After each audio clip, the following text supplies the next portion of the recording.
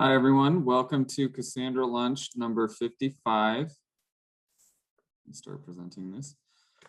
My name's Josh Barnes. I'm a junior engineer / business analyst here at Anant.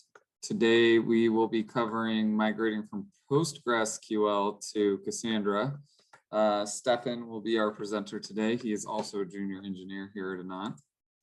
Your organizers for this event are Rahul Singh, Arpan Patel, and myself. We are always looking for new speakers and sponsors. So if anyone participating right now has something they'd like to speak on or knows someone who has knowledge in the field of Cassandra or has some sponsors, definitely feel free to reach out to any one of us. Our emails are listed at the bottom of the slide.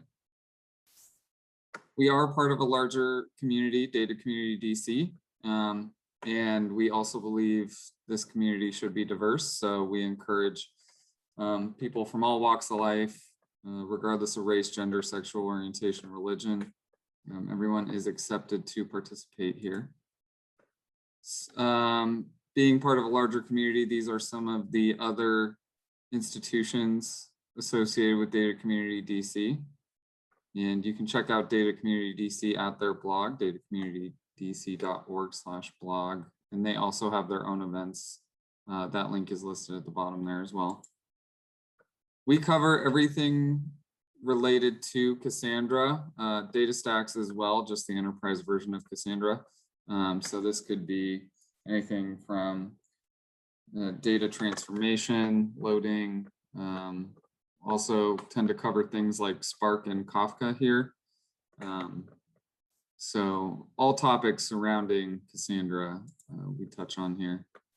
This is a point in the presentation where we encourage any new attendees to unmute themselves, maybe share their video, maybe give a little bit to us about what you do with Cassandra or what you hope to get out of these meetings.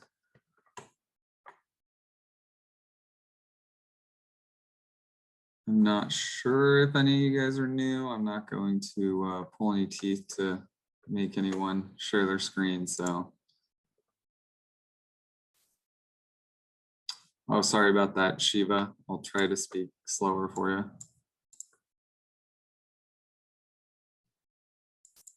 Moving on, some group rules. If you have a question, please just ask it.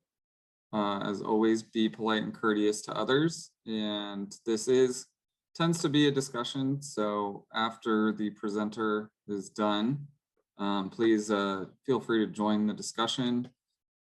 Or if you know more about a particular topic or have any questions, the chat is always available. Sometimes the speakers have their own preferences. Some are okay with unmuting and asking a question. Others would prefer you hold your questions until the end of their presentation. So when I pass this over to Stefan, he can let us know what he would like to do there. Here at Anant, we cover all things data, specifically real-time data and scaling large data as well.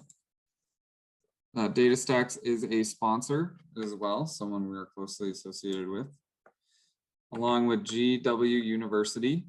I know in the past, pre-COVID times, they allowed us space to host these webinars and lunches in person. So hopefully we can get back to that sometime soon. Some more of our program sponsors are listed here, as mentioned before, DataStax. And some of the organizational sponsors to the larger Data Community DC tend to help provide money for things like pizza or drinks, what have you, when we actually meet in person. At this point in time, if anyone has any announcements, feel free to speak up. Any jobs, meetups, hackathons. If you're looking for a job.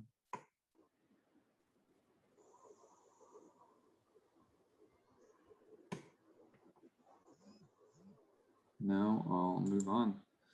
Anant is hiring full-time or part-time positions as data platform operator, engineer, or architect. You can find out more at careers.anant.us.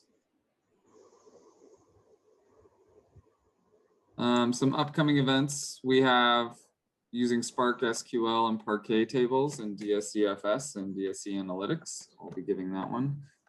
We also have a guest speaker coming up in July on using secondary indexes in Cassandra. We also have the sister lunch to this, Data Engineers Lunch. Oops, I just accidentally went too far forward. Data Engineers Lunch is the sister webinar to this one. That occurs every Monday at noon Eastern time. There we cover more generic data engineering topics. And you can always find more events at anant.us/events. All of these videos are recorded and uploaded to our playlist on YouTube. If you search Cassandra.Lunch videos, we should pop up along with Data Engineers Lunch is recorded as well. And there's a playlist for that also. Cassandra.Link is your best resource for all things related to Cassandra. You can see over here, it covers pretty much everything. There's even Spark, Kafka, and some other resources in there as well. And with that, I will pass it off to Stefan, our speaker for today.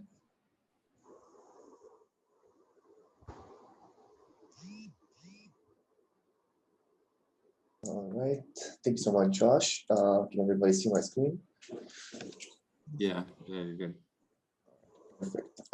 So hi everybody, my name is Stefan Mikolski.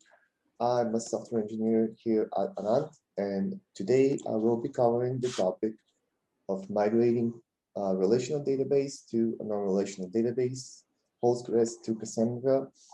And just before we start, right, I like to say that we're not necessarily saying one is better than the other.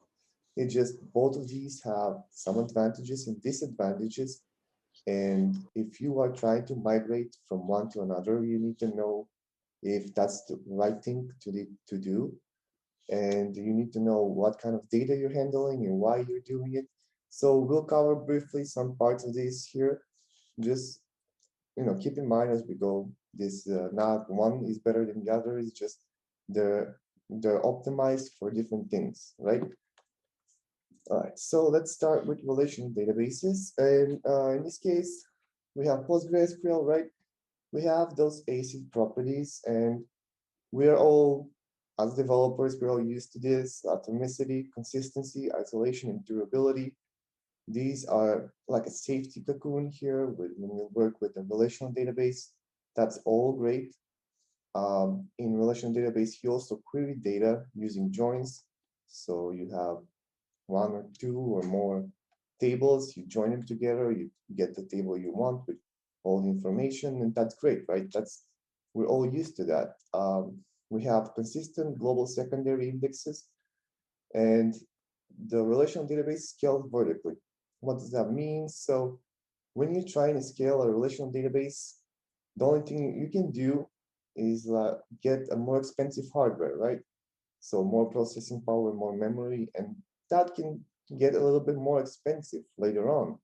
And we'll see how that can become a problem, but in general, relational databases scale vertically, right? And Postgre is great for medium data. And in general, most big applications will have a combination of a relational database and non-relational database. So highly critical data might be better stored in PostgreSQL rather than Cassandra. So keep that in mind as we go through, right? Okay, so what's the problem with these relational databases? It's scalability, right? When we're trying to scale, the cost and expenses can get really high really quickly. So maybe we don't have the money to get more expensive hardware, and we might try to another way to scale this database. One of those ways is, let's say, for example, we do sharding. Sharding is basically just when we take this one database and we split it up into multiple databases. And that's all great, that can scale, but it requires a lot of manpower, a lot of coordination. And once you shard this database, then we have a whole nother thing of problems that come up. And now ACID is a lie, right? What does that mean? Those properties are not true anymore when you shard the data. All those queries we did and all those big queries with 10 joins we're also proud of, right? We can't use those anymore when we shard the data. And schema changes. So if there's one schema change in one database, we have to manually change the schema in all of these databases. That's a whole other headache. And again, adding shards requires manually moving data. That can have a lot of edge cases. You might, if you're working with a large data set, a large database, you might have, you should need a big team to move the data and coordinate the whole thing. That's a whole nother problem that you don't want to deal with, right? We're trying to avoid expenses, we're trying to save money, and we're trying to scale. The other big problem is downtime. And not just unplanned downtime, but planned downtime. In today's age, we are not so patient. Imagine if Instagram goes down for 2 hours, people freak out all the time. Or if, let's say, Google just goes down for 1 hour, most of us can't even do our job, right? So downtime, planned downtime, and unplanned downtime is going to happen, right? But we even have to consider for planned downtime, like we need to upgrade the operation, the system on where the database is, right? And we can't, in today's age, we just can't allow any downtime. So we're looking for high availability, right? And that is where Apache Cassandra comes in. So there are different variations, different distributions of Apache Cassandra. The free open source version is called Apache Cassandra, right? And there's also the enterprise version from DataStax, which is very powerful. And if anybody wants to take a look and learn a little bit about Cassandra, they have very good courses on DataStax, and go check them out for sure. So what is Apache Cassandra? It's a highly available database. That means we plan for no downtime, right? We don't want any downtime with our database. It scales linearly. So what does that mean is instead of buying more expensive hardware, we can run Cassandra on commodity hardware. And instead of just buying more expensive, you can buy 2, 3, you can buy 5 commodity hardware, and we can scale Cassandra with those. It's easy to manage. A team of 3 engineers can easily manage a 3-node cluster in Cassandra. And the same team can also manage a 1,000-node cluster. Cassandra is set up in a way that it's easy to manage, right? There is no master-slave replica set, right? And very important thing and specific thing about Cassandra is the partition key. That's what makes it so powerful and makes our queries so performant, right? Keep in mind that I'm going to explain what that is later on, but the partition key is very important in Cassandra. Okay, so let's look at an example of the ring. This is basically how Cassandra stores data. This isn't like an abstract thing, but let's just look at the nodes here. These are all nodes. This is a coordinator node, and it talks to other nodes. And data is replicated automatically. We set the replication factor per key space. So that means if the replication factor is 3, we're going to have 3 replicas of the same data on the ring, right? So the way the data is stored is on the ring here itself. It uses a hash function, and all of that is a little bit more complicated. We'll go into that again later, but just keep in mind, replication factors are set per key space. We also have consistency levels, which is a different thing. So Cassandra allows us to dial the consistency. We can either have a consistency level of 1, of quorum, or all. And what does that mean actually? So that means that we get confirmation from the node that the data is written. If the consistency level, for example, is 1, when the client says write that data into this coordinator node, it will need a callback, it will need a response from that node that the data is there. That's consistency level of 1 means only one node needs to reply back. Quorum is basically 51%. So out of 3 nodes, that means 2 of the nodes need to send back confirmation that the data is written. That way we control the consistency in our cluster. As you can see here though, these lines here means that no matter what the consistency level is, the replication factor is still there. So even though one node sends back confirmation that the data is written, it's going to be still being replicated to these 3 nodes, but we're not asking those nodes to send out confirmation back, right? We're just saying 1 is enough. That's the consistency level that I'm good with, and then replicate the data onto these 2 nodes here. Also, the way why Cassandra is highly available, we can be on multiple data centers, right? We have a data center on the West Coast, we have a data center on the East Coast, and we have the clients here, right? It says write to this coordinator node, and then it replicates it on the other data center across the country.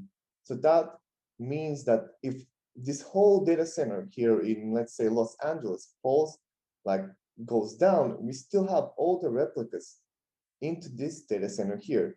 That's why it's highly available. That's the great thing about Cassandra. And that's why we use it. Okay, let's go into data modeling. Let's see how we actually going to model our data now based on the Cassandra modeling methodology. It's a little bit different than when you would model for a relational database, in which basically you would think about the data first in a relational database, while in Cassandra, the first thing you think about is application, right? We are modeling our data based on our queries, not our entities. We need to know what our queries are before we start writing any tables. So you guys don't get confused, there are primary keys in both relational database and Cassandra, but there's a little bit, they're very different. In relational databases, the primary key is there for uniqueness. Say, for example, you create a table for a user, and it has a user ID, username, name, first name, last name, right? The primary key would be that user ID, and it would be unique for every entry into the table. While the primary keys in Cassandra are much more, and they're made up of clustering keys and partitioning keys. And they are much different, and the partitioning key is the thing that makes Cassandra so powerful, right? Relational databases often have a single point of failure. It's a distributed, Cassandra is a distributed architecture. ACID compliant, this Cassandra is based on the CAP theorem, right? This is Cassandra right here. We are optimizing for availability, right? Joins and indexes, denormalization. What does that mean? Like I said, in relational databases, we query our data using joins. We have 2 or multiple tables. We can have a lot of joins into a query, but we basically combine those tables into one, and we get the new table, which has all our data in it. Maybe it can be from 2 or from more tables. While in Apache Cassandra, for every query, we need its own table. That's called like denormalization. That's what it means. We're going to optimize for queries. Okay, so let's get started, and let's see how we are going to actually start modeling our data in Cassandra. The first thing we would have to do is conceptualize the data, conceptual data model. is basically identify the entities and relationships in our data model. This is an example here, like this is entities, relationships. That's the first thing we do. We can do that in a relational database too. It's a great thing to do in the beginning, of course. But the thing that's different is we have to identify the queries, workflow, and access patterns. So the application workflow, what does that mean? Usually in a relational database, you wouldn't worry about the queries after you've created the whole schema, the whole table, and then you actually worry, okay, how am I going to do this query? How am I going to join these tables? Here, this is the beginning. You need to know what queries you are going to use before you write any table. Okay, so then we map this both things into a logical data model and then physical data model. These are basically the same thing. There's only one difference, you'll see, but it's basic. The logical and physical data model specify the schema and the CQL types. And finally, we optimize and we tune for scalability. All right, so let's start with the conceptual data model. This is basically here, so we understand our data. We understand what are our entities, what is our relationships, and their attributes. This process is kind of like taking a step back, looking at the whole picture and seeing how everything connects in our application. And the great thing about this is you don't have to be a developer to be a part of this. Even clients can be part of this. Other people like that work on the project can look at this and like be a part of this and contribute to this. It's a very integral part in creating the data model. So, it's a good thing to get out of the way in the beginning. So let's see like different type of relationship types between the entities. We have a one-to-one, a one-to-many, and many-to-many, right? In this scenario here, we have a movie has first showing. So one movie has one first showing, and one first showing has one movie. Pretty straightforward, right? So, okay, for the second example is let's think about like YouTube, for example. You have an account, you're a user, you have one user can upload n videos, right? So as a user, I can upload millions of videos, but this video has only one user. So that's one too many. We see here the entity type also has a timestamp. It has an attribute as well.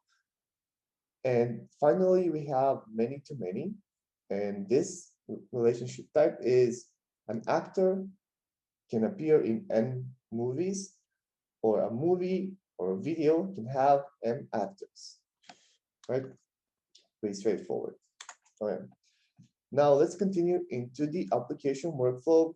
Now this is where we identify the queries, and this is basically the journey of the user, how it gets from here, from this point to this point right here, or from this to this. You wouldn't normally do this in a relational database, but in Cassandra is integral and essential to do this in the beginning, because you need to know your queries, what queries you're going to use before you even write any table, right? An application workflow is pretty straightforward. We have the access patterns right here.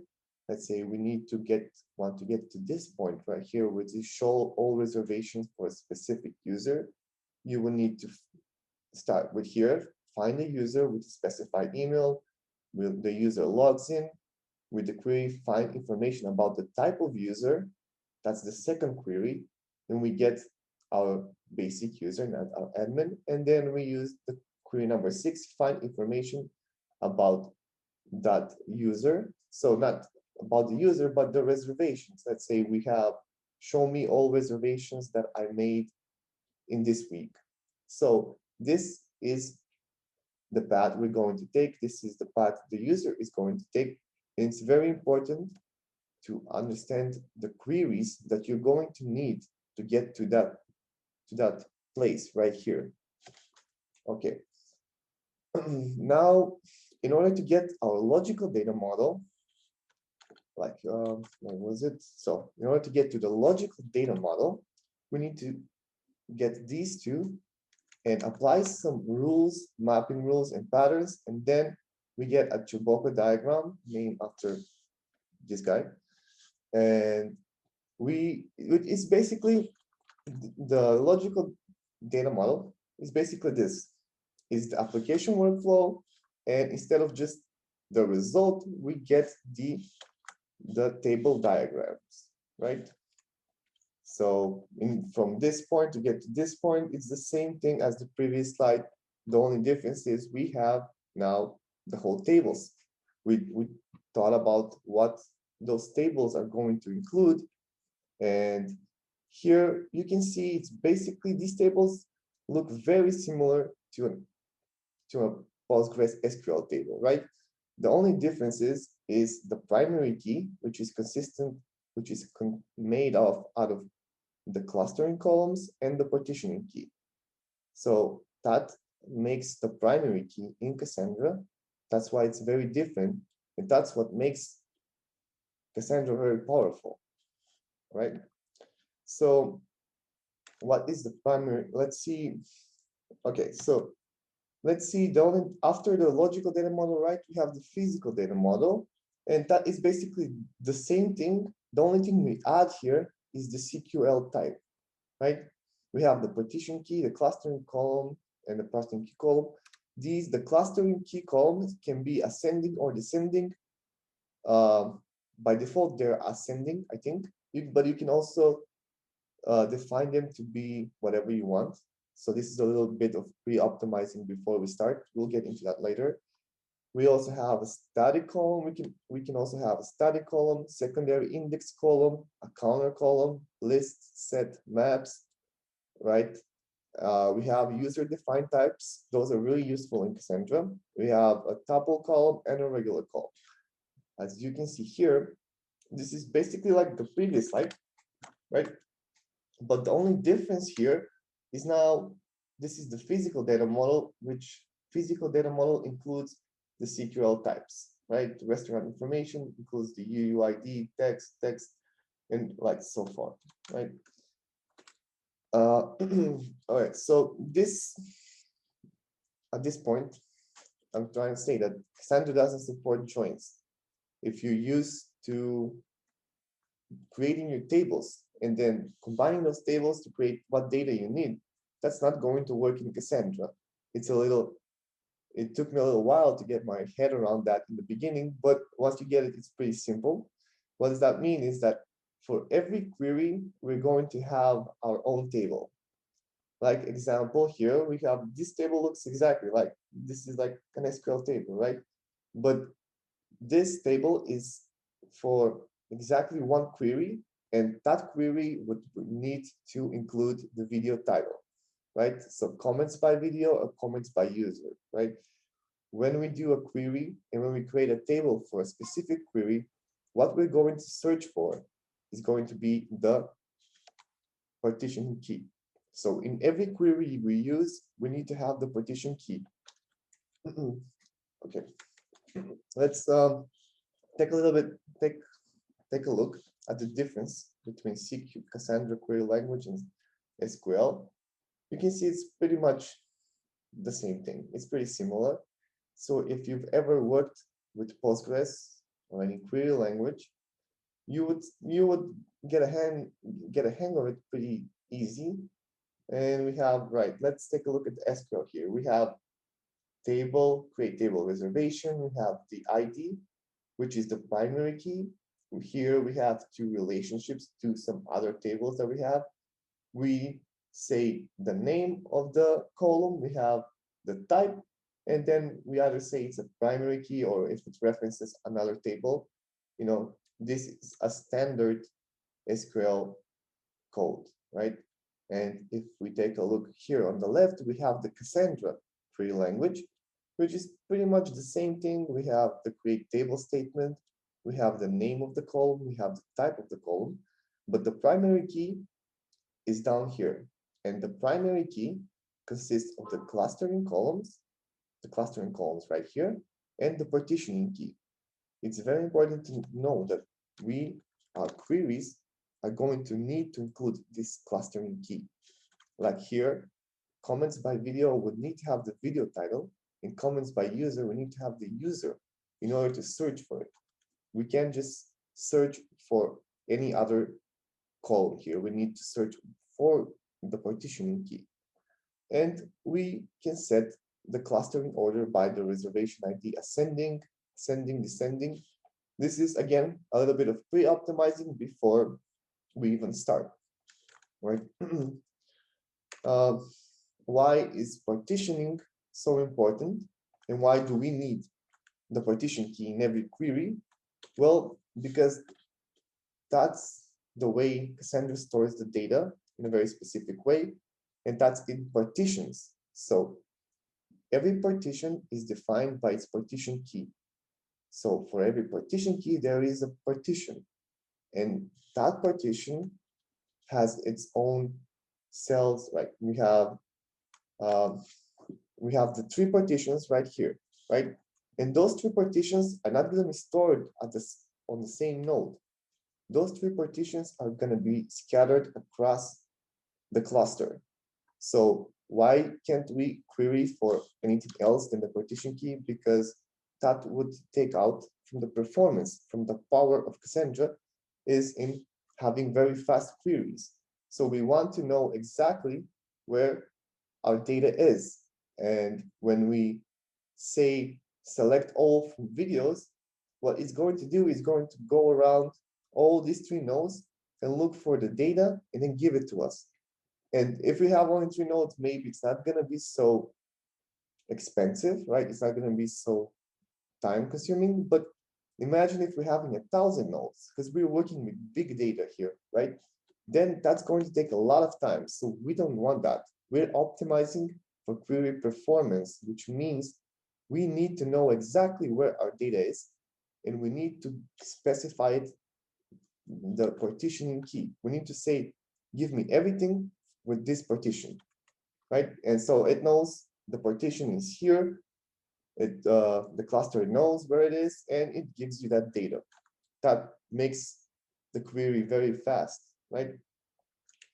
Now let's go order into, like I said, the primary key is made of the partitioning key and the clustering columns. The clustering columns are there to give a sorting order and uniqueness. So again, in contrast to the relational database, we are not worried that much about uniqueness. We are worried about our query, and we're worried about the partitions. And let's say let's take an example of this table right here. It has two partitions, right? 2015 and 2014. And the way they're sorted is by the clustering key, is by the name, right? So I is before M. So that's how they're going to be sorted. So even before we read our data, we write our data in a way that we know what we're going to want it coming out. Does that make sense? So we're pre-optimizing even before we started, and before we even started working with this application, we are pre-optimizing for it. Again, this is the difference. This is the primary keys, how they're different, right? We have here the same example, three partitions. We have two partitions. You see, this one partition has two instances. This one partition has one. And it's very important to know that the order is very important. For example, let's go back here. We will need this order here is very important. Firstly, we need to have the partition key into the query. So if you want to query this data, we need to have the partition key. But also, if you want to query some of this information, we need to have it in order. We need to have the restaurant ID first, then the reservation ID, then the firm time, and then to time. We can't skip one of these say, give me restaurant ID and from time. So again, the order in the primary key is very important, right? All right. And finally, denormalization. Like I said, in Cassandra, we denormalize. The problem with this is we're going to have duplicate data, and that's fine because we are not worried about duplicate data. We are worried about query performance. We don't care about space. We have a lot of space, but we want our queries to be fast. Let's say, because we have big data and we're working with big data, we want our query, as soon as I say, give me this comments by video, it knows exactly where to go and look for it. The query needs to be fast, right? So that means that in contrast to relational database where you would have one table including everything, here you would have a lot of duplicate data, a lot of tables for a lot of queries. And that is basically splitting up the data into duplicates. And basically that is just the surface you need to know when you're trying to migrate your database from Postgre to Cassandra. There's a lot of things to consider here. There's a lot of things to go through. The process of going through migrating is a little bit different. And if you already have the database there, like if you already have the Postgre database, it might be a little bit easier if you have the queries. But if you're going from scratch, you need to go through this whole process here. Let's see. This whole process here is very crucial to modeling your data after Cassandra, right? So the main takeaway is you need to identify the queries in the beginning. You need to optimize your data for the queries, and we were optimizing for query performance. Does that make sense? Okay. Yeah. So that's about it. If anyone wants to learn anything more about Cassandra, Cassandra.Link is the best source out there. And like I said, if you guys want to get Cassandra certified, if you want to go deeply into Cassandra and learn everything, just go to the data stocks. They have the academy there, which is great. And yeah, this is Anant t-shirts, whatever. If you guys want to buy one. And yep. Thanks, Stefan. If anyone has any questions, yeah, please go ahead.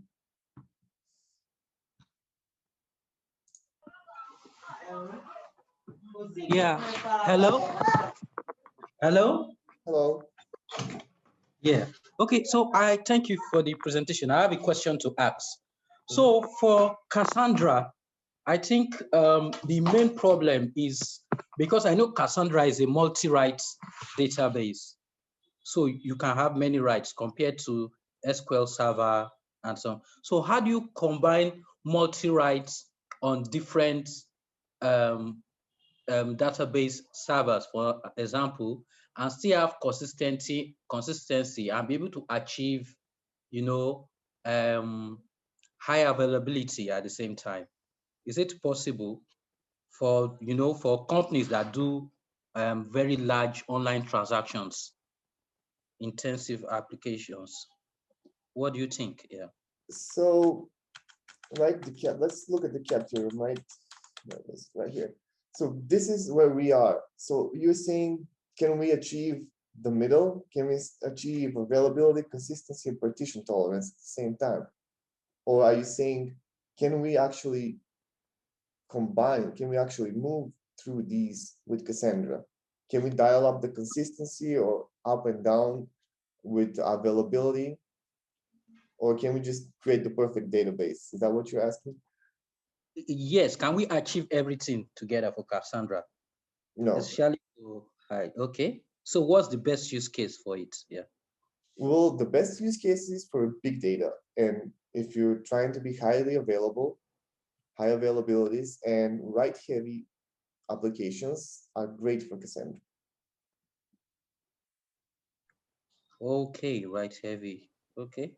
There actually are certain configurations of Cassandra that represent different configurations of the cap theorem. Like if you use lightweighting transactions, you can ensure consistency on reads, but you lose some of your availability or partition tolerance depending on how you configure it in return. Yeah. Okay.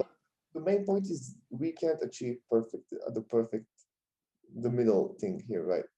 We can dial the consistency or dial down or dial up, but we still have to sacrifice some parts of it, right? Yeah. Okay. I understand. Thank you, Stefan. Thank you. Yeah. Well,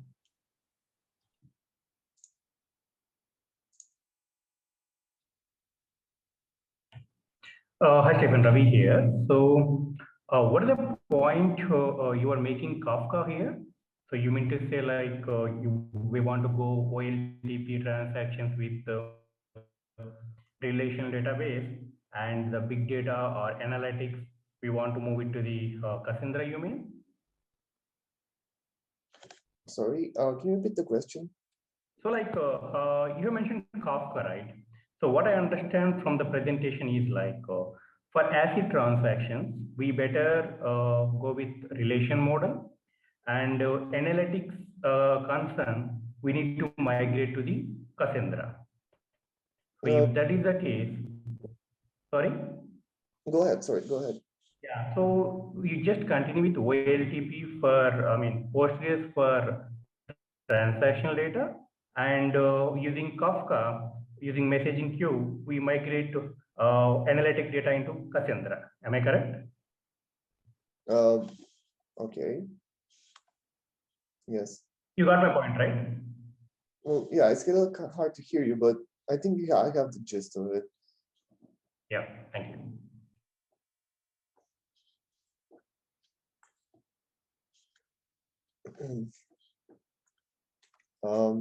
Yeah, so basically there are many use cases for Cassandra and many uses for Postgres. And if you're trying to migrate, like I said, make sure you know why you're migrating and if that's the right thing to do, what kind of data you're handling, and what kind of schema, what kind of application you have, right? Yeah, okay. I got you right. If it is analytic and big data is concerned, 100% like Cassandra is your choice. But if you want to make both OLTP and analytics both in one place, so using Cassandra, it's not a choice, right? We should go with one of the relation model also. If that is a scenario, we need to maintain both, right? One is whether a Postgres or other relational databases along with Cassandra. Most applications, like I said, have a combination of relational database and non-relational database. Not necessarily one database can satisfy everything. And let's say, for example, like an Amazon e-commerce website, the highly critical data would be stored in a relational database, while the other non-critical information may be stored in a non-relational database. So there are really a lot of real-world cases where it's a combination of a relational and non-relational database. Like I said, there's disadvantages, advantages into both of these. You need to know when to use them, but one database can't solve all our problems. And in most time, in reality, it's going to be a combination of both databases. Yeah, I got my answer. Yeah, thank you.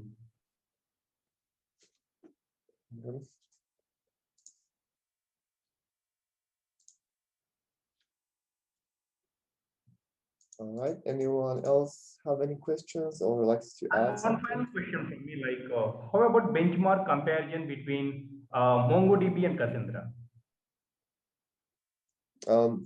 I can't speak to that. If anyone else. Okay. So like with MongoDB, it's a schema less. So you can add columns at any point of time. But with Cassandra, like you need to define the schema ahead.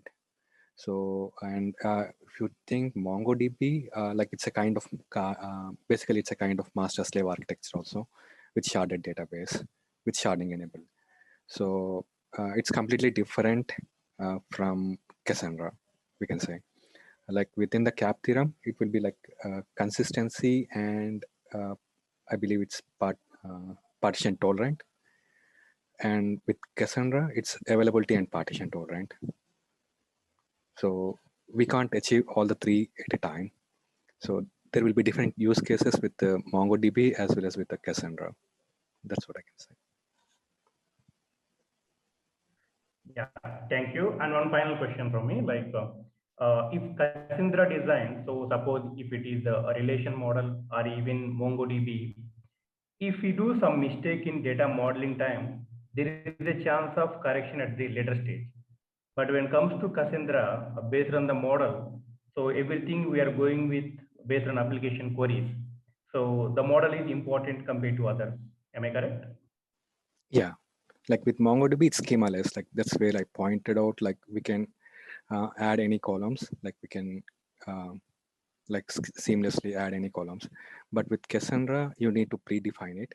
But like we have an option with Cassandra, like where you can add extra columns at a later point of time, but you cannot change the primary key. Got it. Yeah, just as an extension, you can alter table to add columns as long as they're not part of the primary key.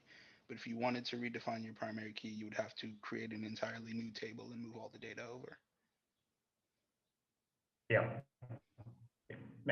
Thank you.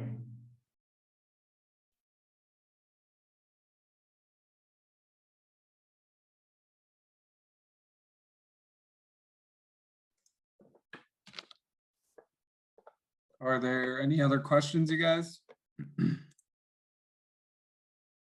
If not, we can go ahead and give you back about 10 minutes-ish of your time. Thank you. All right, thank you guys.